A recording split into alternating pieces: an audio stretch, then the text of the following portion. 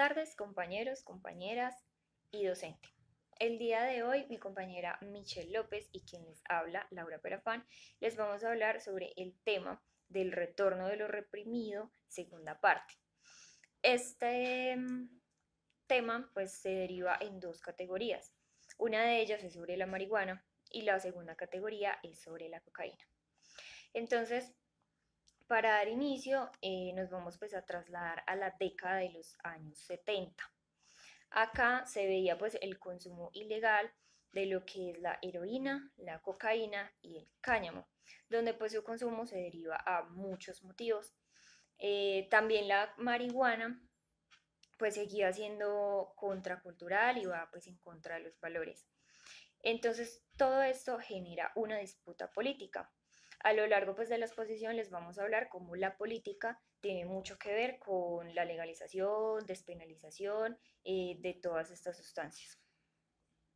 También vemos cómo la heroína en esta década pues tiene su retorno, pero como una droga de desplazamiento o una droga de sustitución.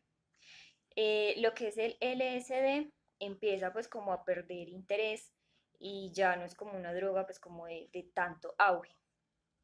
En cuanto a la cocaína pues proviene y tiene pues como un mayor auge por falta de la disponibilidad de anfetaminas. Em, y también reaparece lo que es la alternativa a los fármacos de paz. En esta época se habla mucho de que era como una década de rebeldía. Entonces, cuando la rebeldía está de moda, se derivan mucho pues como el consumo de las sustancias y se le da el título de la droga adulta.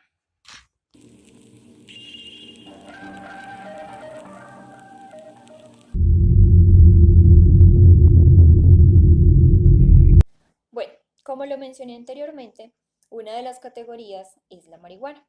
Entonces, la posición que tenían aquí las Naciones Unidas y las legislaciones en general frente a esta planta era que la denominaban como la furia criminal. Para ello, pues se tienen como varios sucesos, desde las Indias Orientales, donde encontraban a un hombre ebrio por el consumo pues, de estos cigarrillos de cáñamo y tenía que ser apartado, porque con cualquier persona que se encontrara en su camino lo podía coger a golpes, lo podía agredir. Entonces la persona que consumía se tornaba agresiva. En 1886 ocurrió un suceso donde dos marinos consumieron marihuana. Ellos estaban en un barco con destino a Manila, apuñalaron al capitán y quemaron la nave. Y en 1966 en Estados Unidos, las personas que consumían tenían afirmaciones como no le tengo miedo a nada. Tanto así que un hombre mató, descuartizó a su compañero de habitación y dejó las partes en un baúl. Entonces se decía de que si una persona estaba sobria, nunca iba a cometer este tipo de actos delictivos, ni iba a hacer como esas afirmaciones de no tenerle miedo a nada. Tanto así que en Malasia implementaron una ley de pena de muerte a todas las personas que tuvieran en su posesión más de 200 gramos. Para ese entonces fueron ejecutadas 31 personas, pero como bien sabemos, cuando en un país se aplica la pena de muerte, muchas veces se cometen injusticias.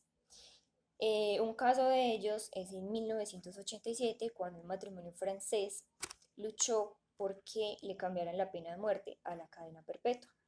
En el momento del juicio, cuando en la balanza pusieron pues, los gramos de marihuana que ellos tenían en su posesión, se dieron cuenta que no eran 201 gramos, como se había dicho inicialmente, sino que eran solamente 198 gramos. Ahí podemos evidenciar que muchas veces se cometen injusticias eh, en todos estos casos pues, de penalización. Otro de ellos fue de un teniente que se encontraba encerrado durante muchos días con sus compañeros que consumían a pesar de que él no consumía la droga en el ambiente, lo llevó a cometer una matanza donde murieron muchas personas inocentes como niños, niñas, ancianos y mujeres. Entonces no solamente se le atribuía al consumo, sino que también al encontrar esta droga en el ambiente, los llevaba pues a cometer actos criminales. Pero también existen defensores de esta, donde se dice que las investigaciones no se realizaban pues cuidadoso y detalladamente. Por lo tanto, Estados Unidos, Inglaterra y Canadá realizaron investigaciones pues más profundas y se llevó pues a cabo la conclusión de la inocuidad, donde lograron demostrar de que esta droga no hacía daño. Para ese entonces pues contaban con 25 millones de usuarios y en 1979 ya contaban con 40 millones de usuarios, donde esto se multiplicaba muy rápidamente. Entre estos 40 millones de usuarios se demostraba que ninguno de ellos cometía actos delictivos demostrados. En cuanto a las intoxicaciones, estas brillaban por ausencia. Eh, entonces, para la marihuana en ese tiempo, solamente 10 personas murieron, pero fue por el consumo del aceite. Si hablamos pues de la metadona, murieron 310 personas, de la codeína 420, incluso para el alcohol murieron 2.530 personas. Para los barbitúricos, que son unos fármacos sedantes del sistema nervioso, murieron 2.700 personas y para la aspirina 390. Eso fue entre los años de 1976 y 1977. En ese entonces, la cocaína era la única que contaba con estadísticas de intoxicación mucho más bajas que la marihuana. Si en ese entonces solamente teníamos 10 personas, la cocaína tenía unas estadísticas mucho más bajas.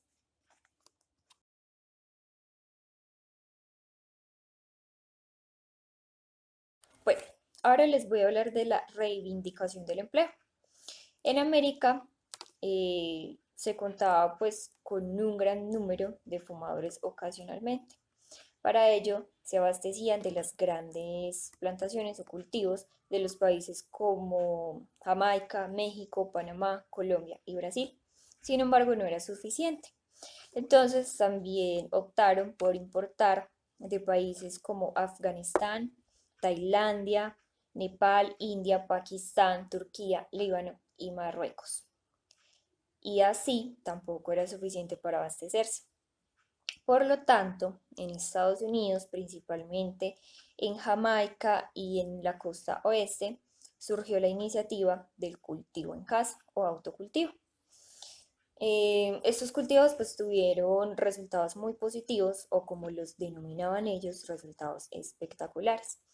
En cuanto al terreno, en cuanto pues a la producción de esta planta, porque vieron que tenía como otro tipo de especie que surgía de la luz artificial. Esta especie fue la California sin semilla, que tuvo, o sea, como mucho éxito y se convirtió pues en uno de los mayores productores mundiales. En ese entonces se encontraba la disputa pues por la presidencia de Jimmy Carter y de Ford. Por eso les mencionaba anteriormente de que en estas categorías pues se tiene como mucha relación con la política. Para esa época la Casa Blanca tuvo por primera vez en la historia una posición como favorable en cuanto al criterio de las drogas, donde ya se dejaba como de un lado el silencio y la moral. También las esposas de los candidatos políticos en sus discursos presidenciales tenían un punto de vista favorable acerca de la marihuana. Tanto así que la esposa de Ford en uno de los discursos dijo públicamente que sus hijos fumaban marihuana, que ellos mismos se lo habían dicho a ella. La esposa de Jimmy Carter también en uno de los discursos políticos habló de la despenalización, pero no de la legalización.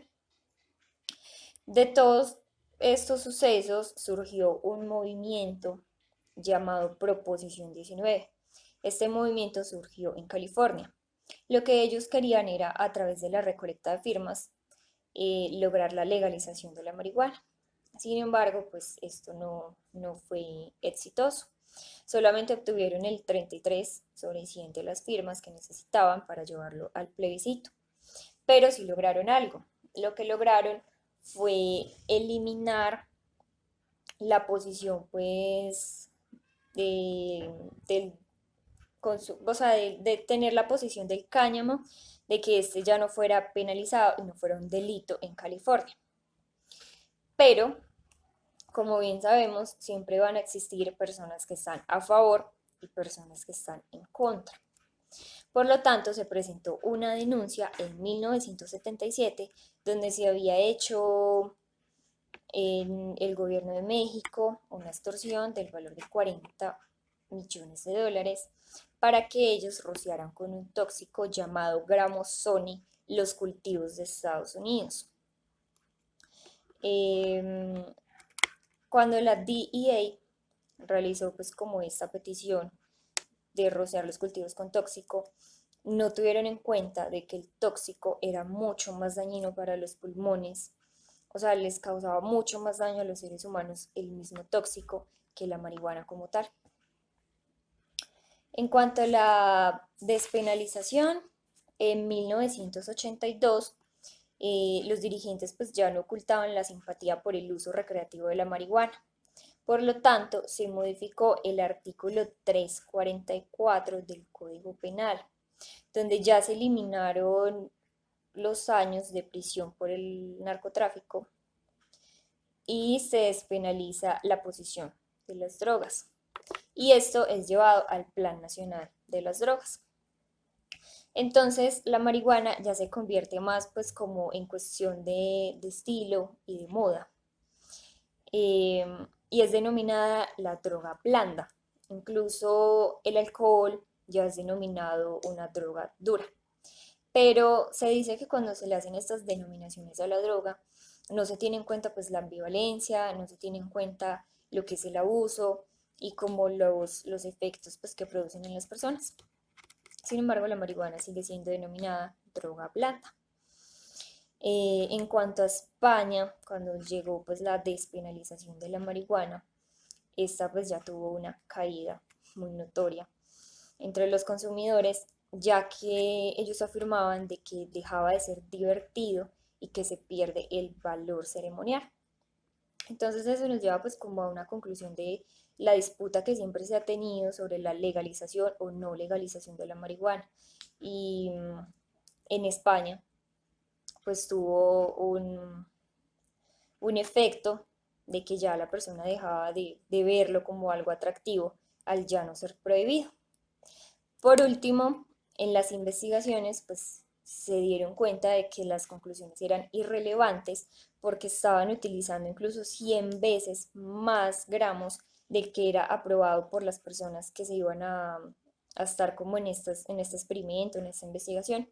Entonces se les quitó por completo el patrocinio, el apoyo y ya estas personas, los investigadores, ya tenían prohibido trabajar con la marihuana porque lo estaban haciendo bajo unos gramos que no estaban permitidos, entonces sus investigaciones no iban a arrojar pues, resultados realmente verdaderos.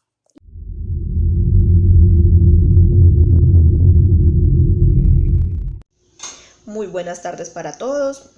Vamos a seguir con la segunda categoría, como lo mencionó en un primer punto mi compañera, la cual es la cocaína. Daremos unas características claves sobre el tema y ya se empezará como a hablar sobre lo político, sobre cómo hubo una entrada ilegal. Bueno, entonces, después de casi medio siglo de oscurecimiento, es decir, de que no tenía ventas, que no se escuchaba mucho sobre ella, reaparece junto con sus competidores legales, las cuales son las anfetaminas, la metafetamina, la fenmetracina y la dexanfetamina, ¿cierto? Las cuales pasan a ser sustancias que se vuelven controladas según el gobierno. Y como ya sabemos, estas aminas son unas de las sustancias que al combinarse o mezclarse con otras se pueden volver un poco alucinógenas y relajantes. Bueno, esto que, como dije anteriormente, que se vuelven controladas por sus gobiernos, son por medio de las legislaciones norteamericanas, las europeas y por medio de algunos convenios que empezaron a surgir en 1971. De acuerdo a esto, se encontraban en la lista número 2 que permitía conocer sobre la producción que éste tenía.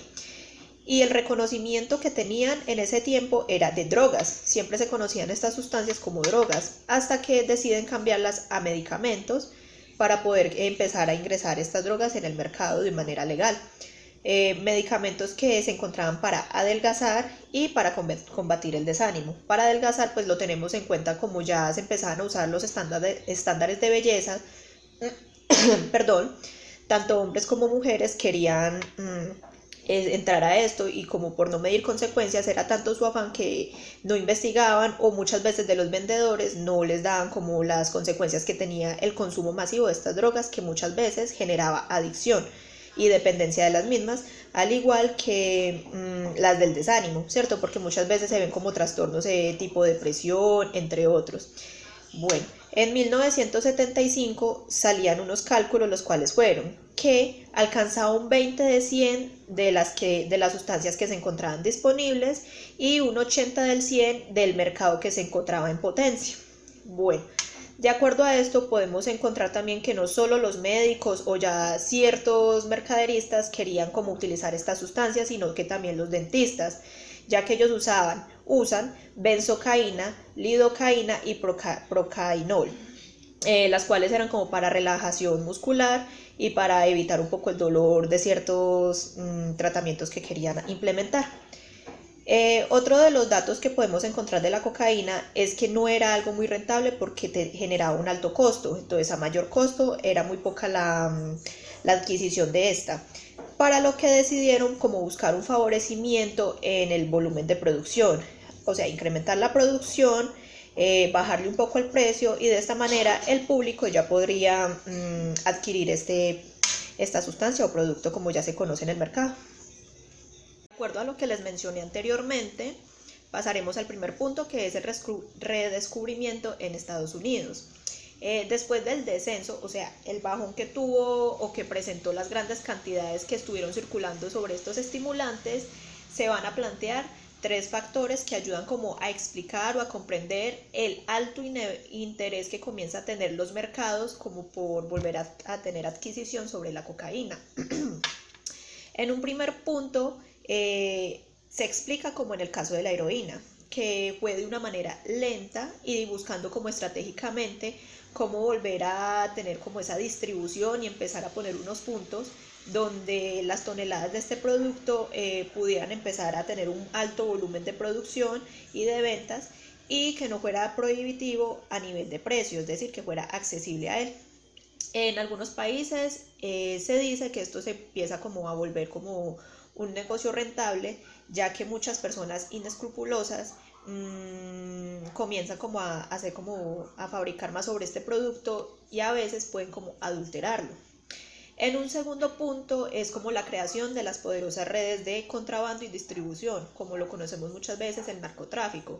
Esto más que todo se evidencia en Latinoamérica y se conecta con grandes fabricantes como lo son peruanos, bolivianos y los colombianos. Como podemos evidenciar en series, en novelas, en noticias, Colombia es uno de los países que tiene una gran cantidad de cocinas de cocaína, al igual que de otras sustancias psicoactivas, lo cual esto genera que se recurran a violencias, a la adulteración del producto, como lo mencioné anteriormente, lo cual puede ocasionar daños, porque como buscan empezar a distribuir buena cantidad del producto, entonces empiezan a agregarle otro tipo de químicos, otro tipo de sustancias, y muchas veces no se ve como el daño que esto pueda generar. Y entre otros casos también se puede ver el soborno que se hace en ciertos países o en ciertos gobiernos para poder dar paso de fronteras de estas drogas, como lo es en México, Estados Unidos. Lo hacen tanto en avionetas, en barcos, tienen muchos recursos para poder empezar a hacer esa distribución, ya sea de manera legal o ilegal. Y el tercer punto es que es algo más genérico, o sea, esto va vinculado con todo lo que tiene que ver con los valores de la cultura negra, ya que si uno se pone a ver, muchos de los estratos bajos y que son pertenecientes a esta cultura son netamente consumidores de estas sustancias. Y otros factores que influyen son los ricos, los famosos, que a pesar de que lo tienen todo, sienten como vacíos emocionales, trastornos, y por eso ellos tienen que inducir a recurrir como al consumo de estas sustancias para sentirse un poco mejor. También utilizaban como esos argumentos del movimiento de los derechos civiles, los cuales justificaban las legalizaciones de las drogas, es decir, que se buscaban dar como otro tipo de factor de beneficio como para poder ir metiendo la droga al mercado. Y los consumidores normalmente que se vende la cocaína son los veteranos de la guerra civil. Ese sería otro.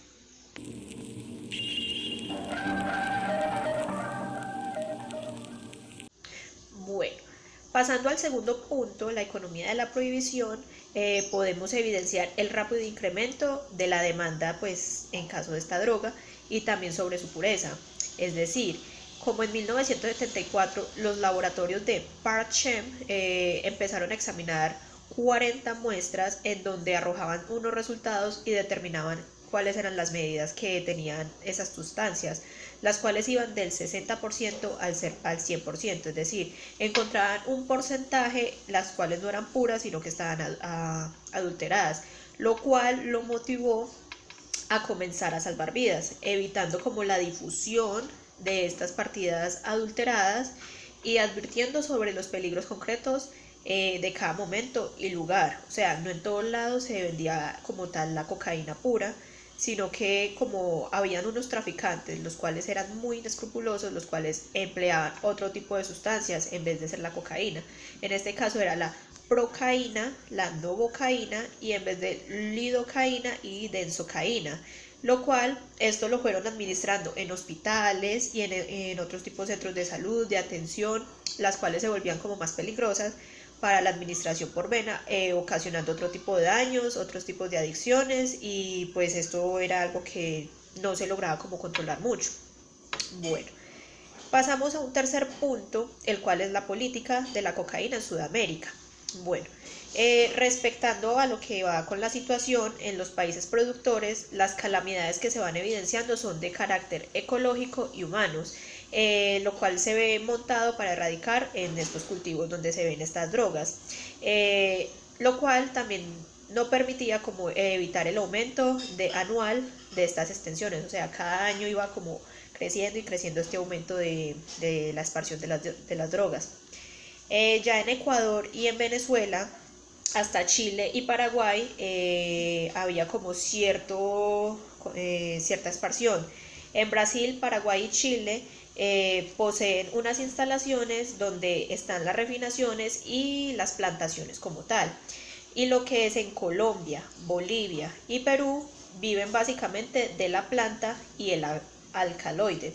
El alcaloide es una sustancia nitrógena que se encuentra en ciertos vegetales y en muchos casos pues es un estimulante natural, pero esto puede ser venenoso y puede como tener algunos riesgos, pero también es empleado y se utilizan como unos métodos de terapéutica médica. Y ese sería el tercer punto.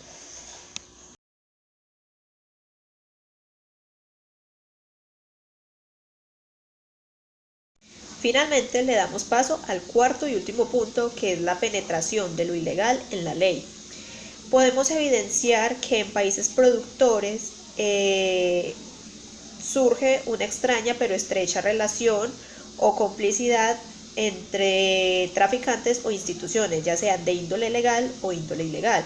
Esto con el fin de buscarse unos beneficios económicos, por decirlo así, y de reconocimiento. Entonces, si nos ponemos a ver sobre esto, en Colombia surge como un ejemplo la institución de los tribunales especiales militares, los cuales supuestamente sacan unas leyes o un tipo de factores para que no se vea el consumo o la producción o distribución de las leyes. Entonces para esto lo hacen bajo cuerda, que empiezan a hacer como lo ilegal, hacer trámites de distribución de la cocaína, y eso va de países a países, ¿cierto? Entonces como hay tantos países comprometidos, pero pues podemos evidenciar a Colombia que hay una alta erradicación pues de la coca y sus derivados han logrado montarse en algo que se llama como la política de represión selectiva, lo cual es como busca tener unas ventajas en ciertos sistemas, pero en otros sistemas afecta. Por lo tanto, cuando hablamos de lo de penetrar en lo ilegal, lo vamos haciendo como por dosis. Empiezan, unas dosis pueden ser legales, otras no, entonces la gente quiere adquirir lo que no es ilegal, ve lo que no es legal, perdón. Entonces ahí es donde empieza como esto, que la dosis mínima, en tener en cuenta, pero esto lo hacen con la intención de que estas órdenes traficantes nunca acaben. Y esto sería todo, muchas gracias.